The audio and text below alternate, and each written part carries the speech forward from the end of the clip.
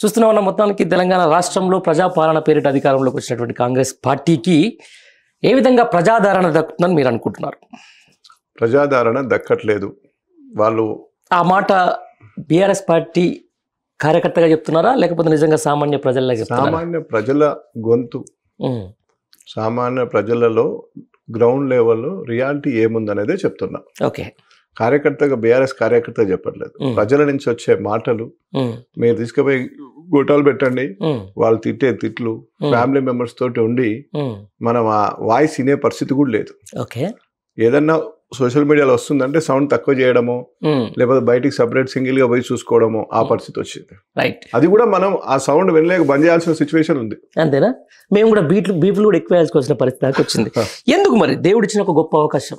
తెలంగాణ రాష్ట్రం ఎన్నో త్యాగాలతో వచ్చినటువంటి రాష్ట్రం, ఎన్నో పోరాటాలతో వచ్చినటువంటి రాష్ట్రం, ఎందరో ప్రాణాలు అర్పించిన వచ్చిన రాష్ట్రం, ప్రాణాన్ని పనంగా పెట్టి ఒక ఉద్యమ నేత తీసుకొచ్చినటువంటి రాష్ట్రం. 10 ఏళ్ల పాటు సాఫీగా జరిగింది. సబ్బండ వర్గాలు హ్యాపీగా ఉన్నాయి. రైతులకు రైతు బంధు అందింది, రైతు బీమా అందింది, ఆ తర్వాత ముసలోళ్ళకి పెన్షన్లు సరిగ్గా అందినాయి. అంతా హ్యాపీగా నడిచింది. రైట్, ఉచిత హామీలు ఇచ్చిర్రు, 6 గ్యారెంటీలు అన్నారు, ప్రజల్ని ఏదో బుట్టలు అయితే వేసుకునే ప్రయత్నం చేశారు. బట్ ఈ 15 నెలల్లో మీరు అన్నట్టు ఇన్ని తిట్లు ఎందుకు తిట్టుకోవాల్సి వస్తుంది ఈ ప్రభుత్వం? అంటే వాళ్ళు క్లారిటీగా ఏది చేయట్లేదు. కోఆర్డినేషన్ సరిగా లేక ఒక మంత్రి ప్రజలకు ఇచ్చిన వాగ్దానాలు సీక్వెన్స్ ఏముంది, ఫస్ట్ మనం ఎట్లా ఇచ్చినాము, దాన్ని ఎట్లా ముందుకు తీసుకుపోవాలి, ప్రజల్లో అసంతృప్తి ఎందుకు వస్తుంది, ఇంటెలిజెన్స్ రిపోర్ట్ ఏం చెప్తుంది, అన్ని క్లారిటీగా చూసుకుంటే ఈ సమస్య రాదు. మరి వాళ్ళు చూడట్లేదు. రైట్, పర్టికులర్గా హైదరాబాద్ ఈరోజు నిజంగా నేను చాలాసార్లు చూస్తున్నా సోషల్ మీడియాలో కానీ, లేకపోతే ఎక్స్ లాంటి వేదికల్లో కానీ, ఎక్కడో ఎన్ఆర్ఐలో సంబంధించిన దాంట్లో ఉన్నటువంటి హైదరాబాద్ మీద సోయి నిజంగా హైదరాబాద్ ప్రజలకు ఉంది. హైదరాబాద్ ప్రజలు ఉన్నారు కాబట్టి ఎవరైతే అభివృద్ధి వైపే నిలబడ్డా ఉన్నారు ఇప్పటికీ. బట్ ఈ హైదరాబాద్లో ఈ కాంగ్రెస్ గవర్నమెంట్ వచ్చిన తర్వాత హైడ్రా పేరిట కూల్చివేతలు అయితేనేది, లేకపోతే మూసీ పేరిట వాళ్ళు చేస్తున్నటువంటి కూల్చివేతలు అయితేనేది, ఇవన్నీ చూసిన తర్వాత ప్రజల్లో నిజంగా అసలు మేము తప్పు చేశామనే ఫీలింగ్ ఏమైనా వచ్చిందని అనుకుంటున్నారా? యాక్చువల్లీ తెలంగాణలో హైదరాబాదే 40% ఉంటుంది. పాపులేషన్ కూడా సుమారు 30-35% హైదరాబాద్లో ఉంటుంది. హైదరాబాద్కు విలేజ్కి కనెక్టివిటీ ఉంటుంది. ఇక్కడ పిల్లలు ఉంటారు, అక్కడ పేరెంట్స్ ఉంటారు, బిజినెస్. హైదరాబాదే మనకు మేజర్ హబ్. మనకి ఇన్కమ్ సోర్స్ కూడా హైదరాబాదే. రియల్ ఎస్టేట్ కానివ్వండి, కన్స్ట్రక్షన్ కానివ్వండి, ఐరన్, సిమెంట్, జిఎస్టీ, ఎవ్రీథింగ్ వచ్చేది హైదరాబాద్ నుంచి పొటెన్షియాలిటీ ఎక్కువ ఉంటుంది. 100%. సో దానికోసము గత ప్రభుత్వము కేసీఆర్ గారు, కేటీఆర్ గారు హైదరాబాద్ ప్లస్ పట్నం, పల్లె రెండు బ్యాలెన్సింగ్ చేసుకుంటూ వచ్చి లేపుకుంటూ వచ్చారు. సో సిటీలో బాగుంది, ఎక్కడో రూరల్ ఏటూరు నాగరం అవతల కూడా 2 లక్షలు, 1,50,000 ఉన్న ఎకరం కూడా 20 లక్షలు, 15 లక్షలు దాకా పోయింది. అంతా చాలా సస్యశ్యామలంగా జరుగుతున్న టైంలో వీళ్ళన్నీ అబద్ధాలు ఇవన్నీ చెప్పి ఒకటి అధికారం వచ్చారు. వచ్చినాక ఏం చేయాలంటే ఏ విధంగా ముందుకు పోవాలో, ఎట్లా చేయాలనేది ఒక రోడ్ మ్యాప్ లేకుంటున్నా, రోడ్ మ్యాప్ తోట మరి ఏం జరుగుతుందో. హైడ్రా అనేది తప్పు ఉంటే తీయొచ్చు, 100% మనకు చట్టం ఉంది, రాజ్యాంగం ఉంది.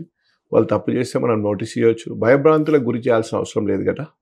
ఇప్పుడు హైదరాబాద్లో ఎక్కడో ఒక ప్లాట్ కొంటే వాళ్ళ పిల్లలు ప్లాట్ కొన్నారు, పేరెంట్స్ ఏమో ఆంధ్రాలో ఉన్నా, తెలంగాణ రూరల్ ఉన్నా, వాళ్ళ అమెరికాలు ఉన్నా, వాళ్ళు ఫోన్ చేసి మా ప్లాట్కి ఏమైనా లేఅవుట్ ప్లాట్లు, మా ప్లాట్లకు ఏమైనా హైడ్రా ప్రాబ్లం ఉందా, దీన్ని ఎట్లా రెక్టిఫై చేయాలి, వాళ్ళని ఎట్లా సాటిస్ఫై చేయాలి, వాళ్ళకి ఎవరు ఆన్సర్ చెప్పాలి, ఇది మా ప్లాట్ హైడ్రాలో ఉందా లేదా.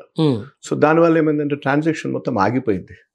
ఏది ప్లాటు, ఏది మంచిది కాదు, దానికి హైడ్రా సర్టిఫికేట్ ఎవరిస్తారు, హైడ్రా లేదని ఎవరిస్తారు అనేది ఒకటేసారి ఒక భయభ్రాంతులకు వచ్చేసరికి ట్రాన్సాక్షన్ జరగట్లేదు. రియల్ ఎస్టేట్ మీద ట్రాన్సాక్షన్ జరగకపోయేసరికి ఏమైందంటే టోటల్గా రియల్ ఎస్టేట్ అయిపోయింది.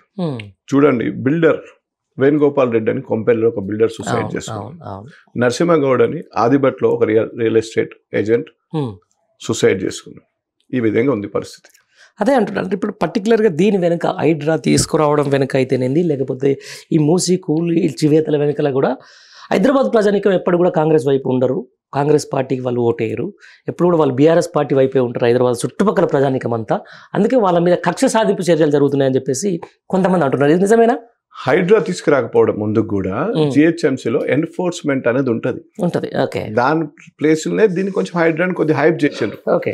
కమిషనర్ రంగనాథ్ గారిని తీసుకొచ్చి పెట్టి దానికి ఒక స్పెషల్ పోలీస్ స్టేషన్ అని, దానికి ఒక స్పెషల్ వింగ్ అని, ఫస్ట్ లేక్స్ అని, తర్వాత ఓఆర్ఆర్ లోపటని, ఓఆర్ఆర్ బయట అని, మొత్తం తెలంగాణ ఉంటుందని క్లారిటీగా దానికి లేకుండా వారు పోయి మొత్తం శుక్రవారం నాడు శనివారం నాడు కూలగొట్టడం అవసరం లేదు కదా. మనం నోటీస్ ఇచ్చి వాళ్ళకి 15 రోజులు టైం ఇచ్చి 10 రోజులు టైం ఇచ్చి రాజ్యాంగంలో రూల్ ప్రకారం కొట్టేయచ్చు.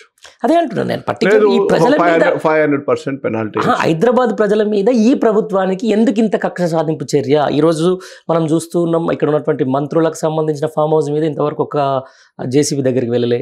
ఈరోజు హైదరాబాద్లో ఉన్నటువంటి బడా పారిశ్రామికవేత్తలు ఎవరైతే కాంగ్రెస్ పార్టీకి ఎలక్ట్రల్ బాండ్స్ ఇచ్చిన వాళ్ళ దగ్గరికి ఒక జేసీబీ వెళ్ళలే. కానీ ఈరోజు శంకర్ నగర్లో లేకపోతే అక్కడ ఉన్నటువంటి చానా నగర్లో ఈరోజు బుల్డోజర్లు తిరుగుతూ ఉన్నాయి, ఆ ఇళ్ల మీద కూల్చివేతలు చేస్తూ ఉన్నాయి. దీనికి ఏంటి కారణం అంటున్నారు? అంటే యాక్చువల్లీ ప్రజల్లో భయభ్రాంతికి గురి చేశారు హైడ్రా తోటి.